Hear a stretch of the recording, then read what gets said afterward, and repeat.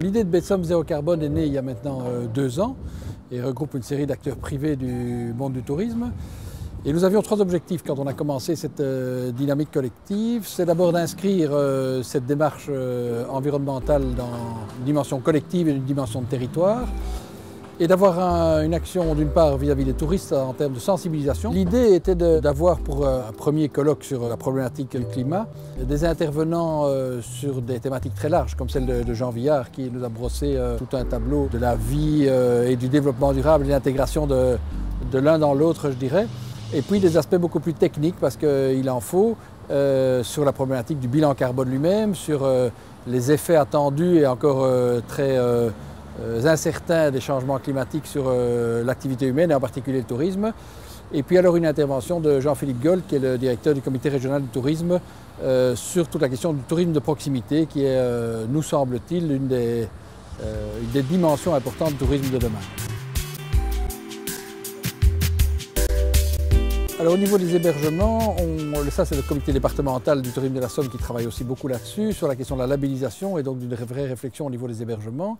Un des hôtels, les Tourelles, est écolabellisé, c'est le seul dans le département, mais il y a aussi des labels clés vertes, il y a aussi des labels Gîte Panda, enfin il y a toute une série de labels de ce type-là qui permettent quand même d'être actifs et acteurs dans ces problématiques-là. On en est encore au stade en effet, de la sensibilisation du public.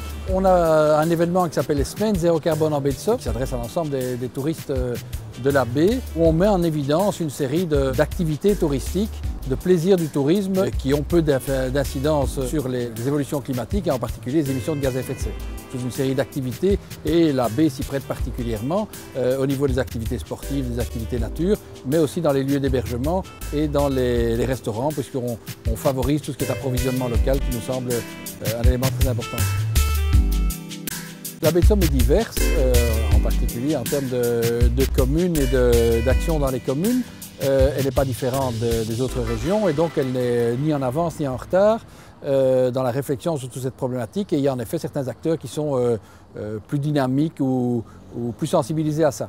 Alors tous les maires n'ont pas la même attention à cette problématique-là, mais sur les communes du pourtour de la baie, on a d'excellents contacts avec plusieurs d'entre eux, avec le syndicat mixte d'aménagement de la côte Picard, avec le département, avec la région. Et au niveau institutionnel, on a trouvé du répondant et vraiment une collaboration extrêmement intéressante.